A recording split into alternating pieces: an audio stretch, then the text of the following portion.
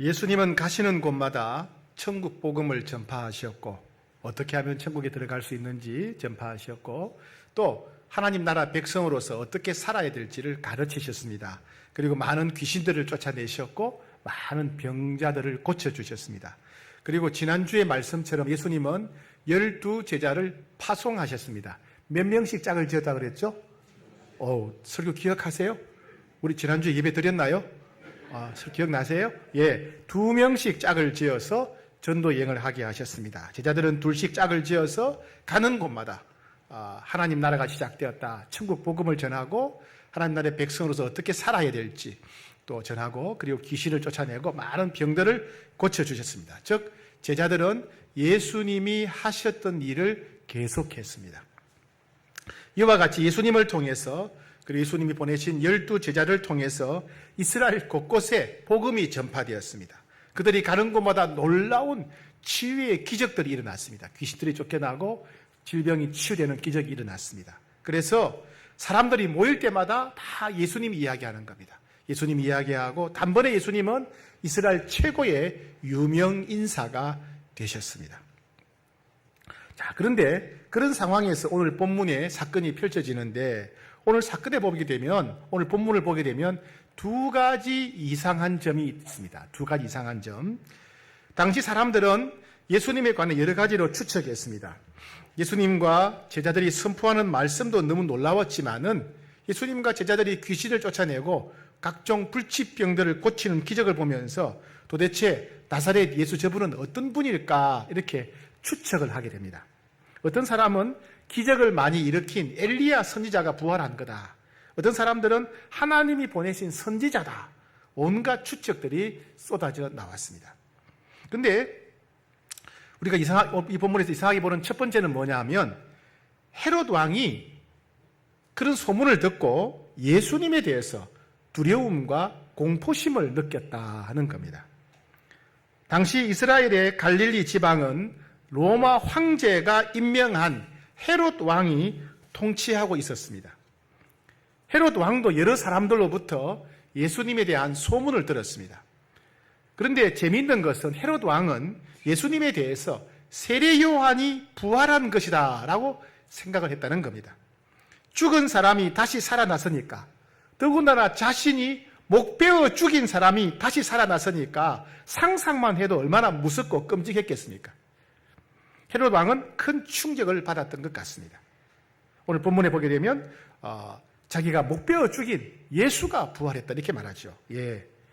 갈릴리 지역을 다스리던 헤롯이 예수님에 대해서 목베어 죽인 세례 요한이 부활한 것이라고 생각했다는 것은 그만큼 예수님을 무서워했다는 뜻이고 동시에 세례 요한에 대해서도 뭔가 말 못할 두려움과 공포심을 가졌다 하는 것을 우리가 알 수 있습니다.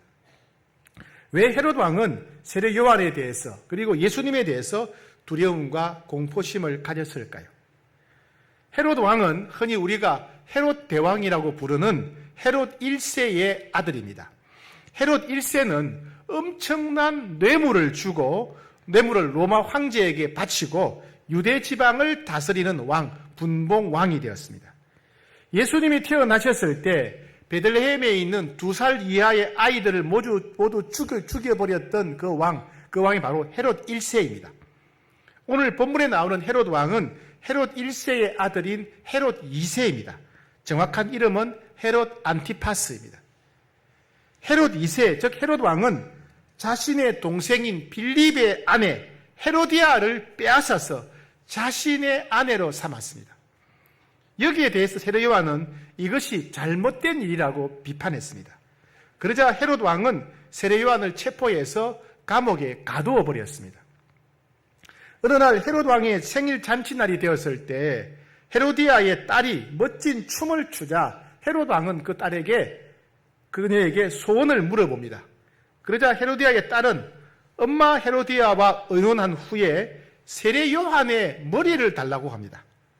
헤롯 왕은 망설였지만은 여러 사람들 앞에서 약속을 했기 때문에 어쩔 수 없이 부활을 시켜서 세례 요한의 머리를 잘라오게 한 후에 그것을 헤로디아에게 갖다 주었습니다.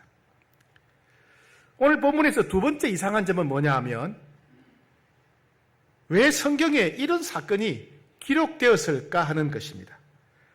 너무나 잔인하고 끔찍한 이야기지 않습니까? 생각만 해도 몸서리가 쳐집니다. 더군다나 자기가 목베어 죽인 그 세례 요한이 부활해서 나사렛 예수를 왔다고 생각하니까 이 헤롯 왕은 얼마나 끔찍했겠습니까? 그런데 의문이 듭니다. 하나님은 왜 성경에 이런 잔인하고 끔찍한 사건을 기록하게 하셨을까 하는 것입니다. 이 본문의 첫 번째 이상한 점은 헤롯 왕이 예수님을 보고 깜짝 놀라고 공포에 사로잡혔다는 것이고, 두 번째 이상한 점은 바로 마가복음에서 오늘 본문이 상당히 많은 부분을 차지하며 기록되었다는 사실입니다. 그죠? 분량이 많아요. 그죠? 오늘 우리 긴 본문을 읽었지요. 아름다운 이야기가 아니었습니다. 멋진 이야기가 아니고 복된 이야기가 아닙니다. 세례 요한의 머리를 요구하고 그 요구대로 세례 요한의 머리를 잘라 소반에서 갖다 주었고, 그리고 이 헤롯 왕은 그 세례 요한이 부활한 것이 예수님이다, 나사렛 예수라고 생각합니다. 이 무시무시한 끔찍한 사건을 왜 성경에 기록했겠습니까? 오늘 본문이 아름답고 멋지거나 복된 내용은 아니지만은 이 본문을 기록하게 하신 하나님의 뜻과 계획이 분명히 있을 것입니다. 그렇다면 우리는 오늘 이 본문을 통해서 하나님이 우리에게 하시는 말씀을 우리가 들어야 됩니다. 특별히 우리는 헤롯 왕이라고 하는 이 한 사람의 여러 가지 모습을 통해서 사람들 속에 있는 죄악된 모습을 살펴보고 우리 자신을 정결하게 하는 기회로 삼고자 합니다. 즉 헤롯 왕의 모습은 우리에게 훌륭한 본이나 훌륭한 모델은 될 수 없습니다. 그러나 우리 자신의 모습을 비추어 볼 수 있는 거울은 될 수 있다는 것입니다. 헤롯 왕과 헤로디아에게 나타난 네 가지 죄악된 모습을 살펴보고자 합니다. 첫 번째 죄악된 모습은 뭐냐면 내가 왕이고 내가 주인이다, 이런 모습입니다. 헤롯은 갈릴리 지역을 다스리는 왕이었습니다. 그런데 동생의 아내인 헤로디아에게 반해서 20년 넘게 살아온 부인을 하루아침에 내쫓아 버립니다. 그리고 힘없는 동생 빌립에게 압박을 가해서 강제로 그의 아내 헤로디아를 데려와서 자기 아내로 삼았습니다. 헤롯이 자기 동생을 강제로 이혼하게 하고 그의 아내를 가로챈 것에 대해서 세례 요한은 도덕적인 잘못이라고 헤롯을 책망했습니다. 그러자 헤롯은 세례 요한을 체포해서 감옥에 가두어 버렸습니다. 이런 모습은 내가 왕이고 내가 주인이니까 내가 하고 싶은 대로 하겠다, 내가 원하는 대로 하겠다, 내 마음대로 하겠다는 생각을 보여줍니다. 우리의 삶에도 이런 게 있습니다. 내 인생은 나의 것이다, 내가 주인이다, 내가 왕이다 라고, 그리고 내가 하고 싶은 대로 하겠다, 내가 원하는 대로 하겠다, 내 마음대로 하겠다, 이렇게 생각하고 이렇게 말하고 행동합니다. 옛날에 민혜경이라는 사람이 부른 내 인생은 나의 것이라는 가사가 있지요. 꼭 이대로입니다. 내 인생은 나의 것, 내 인생은 나의 것, 그냥 나에게 맡겨주세요. 내 인생은 나의 것, 내 인생은 나의 것, 나는 모든 것 책임질 수 있어요. 네. 물론 사춘기를 지난 소녀의 고백이지만은 가사 그대로는 바로 우리의 이런 모습을 그대로 보여줍니다. 이 돈을 어떻게 사용하는지 내가 결정할 거야. 이 시간에 무엇을 할 것인지 내 마음대로 결정할 거야. 이 일을 할지 말지 내가 하고 싶은 대로 결정할 거야. 무엇이든지 자기가 결정하려고 합니다. 하나님이 기뻐하시는 것이 무엇인지, 성경에는 어떻게 기록되었는지, 다른 사람들의 필요와 형편은 어떠한지 전혀 고려하지 않고 오직 내가 좋아하는 것을 선택하고 내가 하고 싶은 대로, 내가 원하는 대로 행동하는 사람들의 모습입니다. 두 번째는 헤롯은 무엇이 옳고 그른지를 알았지만은 실천하지 않았다는 사실입니다. 헤로디아는 세례 요한을 원수로 여겨서 죽이려고 합니다. 그런데 헤롯이 세례 요한을 오히려 보호해 주었습니다. 19절 20절 말씀 같이 읽겠습니다. 오늘 본문 19절 20절입니다. 시작. 헤로디아가 요한을 원수로 여겨 죽이고자 하였으되 하지 못한 것은 헤롯이 요한을 의롭고 거룩한 사람으로 알고 두려워하여 보호하며 또 그의 말을 들을 때에 크게 번민을 하면서도 달갑게 들음일러라. 예, 헤로디아가 세례요한을 죽이려고 했지만은 헤롯 왕이 보호해 주었다. 그리고 헤롯 왕은 세례요한을 거룩한 사람으로 알고 두려워하고 보호해 주었다. 그리고 비록 그가 감옥에 갇혔지만은 헤롯 왕은 세례요한의 이야기를 들으면서 그의 설교를 들으면서 크게 번민했다. 번민이란 말은 뭐냐면 괴로워했다는 말입니다. 그러니까 세례요한의 설교를 들으면서 양심의 가책을 느꼈다. 죄책감을 느끼고 괴로워했다. 그리고 달갑게 들음일러라. 이 달갑게 듣다는 말은 뭐냐면 세례요한의 설교나 충고를 달게 받아들였다. 달게 받아들였다. 세례요한의 설교를 들으면서 그래 맞아 내가 잘못했지 이게 죄지 그렇게 달게 받아들였다 이런 뜻입니다. 즉 이 말씀은 헤롯이 세례요한의 설교를 들으면서 깊은 죄책감을 느꼈고 무엇이 옳고 그른지를 깨닫게 되었다 그런 말씀입니다. 하지만 문제는 헤롯이 돌이키지 않았다는 것입니다. 그는 동생의 아내를 돌려보내지 않았습니다. 그렇다고 동생에게 용서를 구하지도 않았습니다.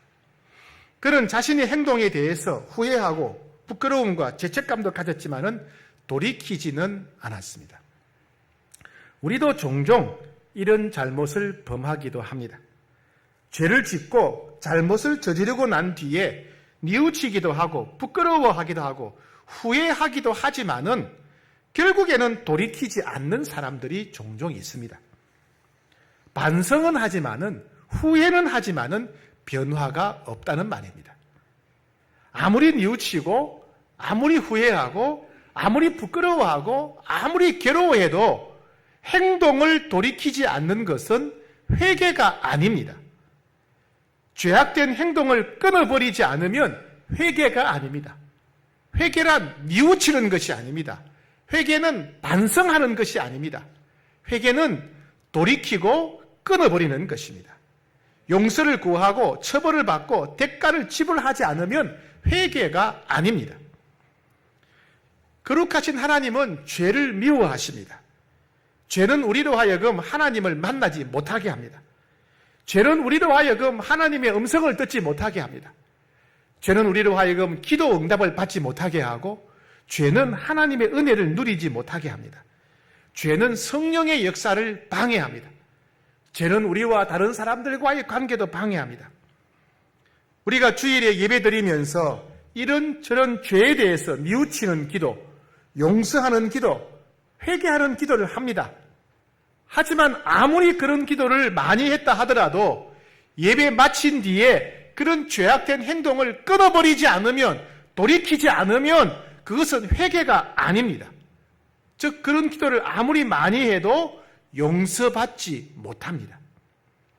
하나님은 죄를 끊어버리고 돌이키고 진심으로 회개하는 자는 즉각적으로 용서하시고 심지어 하나님은 그 죄를 잊어버린다고 하셨어요.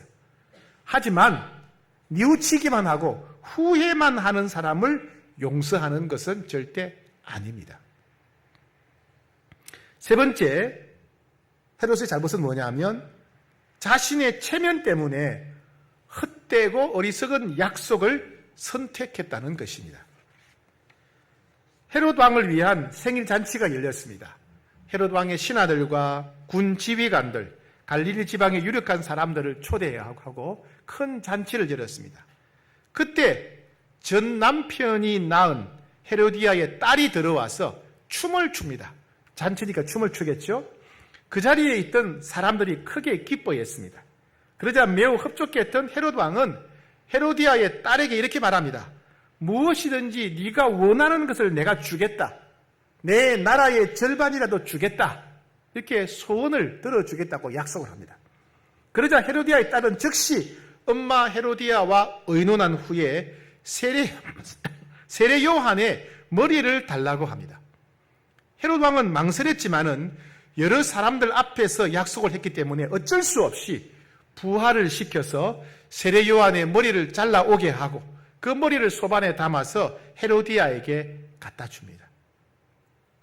만약에 헤롯이 세례 요한을 소중히 여겨서 그를 지켜주고자 헤로디아의 딸의 요구를 거절했다면 어떻게 되었을까요?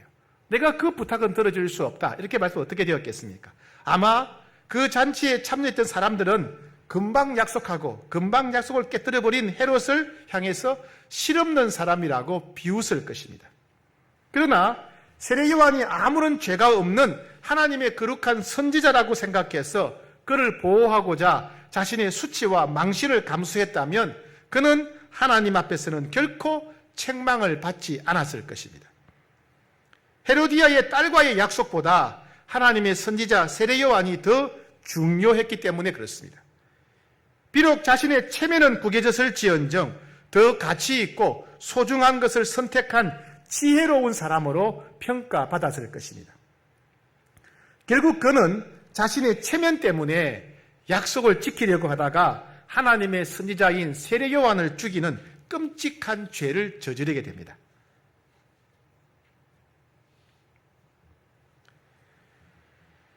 결국 그는 자신의 체면과 자존심을 선택하는 사람이 된 것입니다. 우리도 이와 같이 다른 사람들이 나를 어떻게 생각할까? 내가 사람들 앞에 무시와 창피함을 당하면 어떡하나?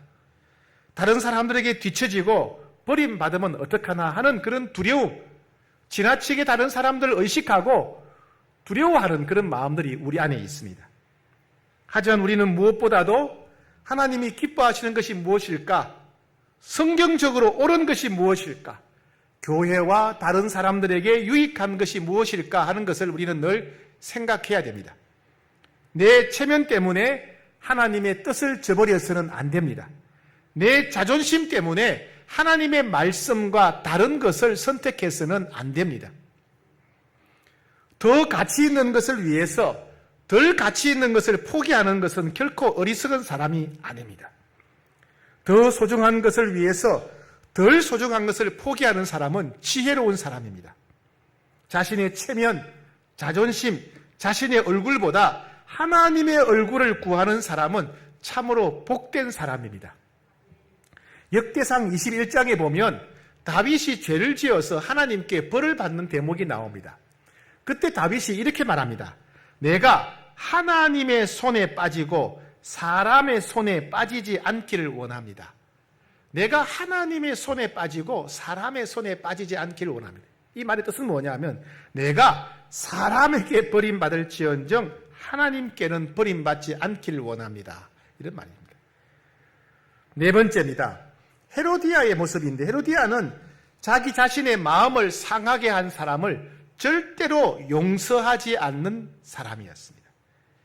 헤롯도 문제였지만은 또 다른 주인공인 헤로디아도 악한 죄악에 사로잡혔다는 것을 보여줍니다. 아마 헤로디아도 이전 남편보다 헤롯이 더 좋았던 모양입니다. 그래서 헤롯의 위협과 압박도 있었지만은 헤로디아도 기꺼이 전 남편을 버리고 헤롯에게 달려갔습니다. 어쩌면 헤롯과 헤로디아가 서로 눈이 맞아서 두 사람이 합작으로 전 남편을 협박해서 이혼한 것인지도 모르겠습니다. 이러한 행동에 대해서 세례 요한이 비판을 하자 헤로디아는 세례 요한을 눈의 가시처럼 여겼습니다. 당시 세례 요한은 온 백성들이 인정하는 하나님의 선지자였습니다. 수많은 사람들이 그의 설교를 듣고 죄를 끊어버리고 회개했습니다. 신분, 지위, 고하를 막론하고 많은 사람들이 세례 요한을 진심으로 존경했습니다.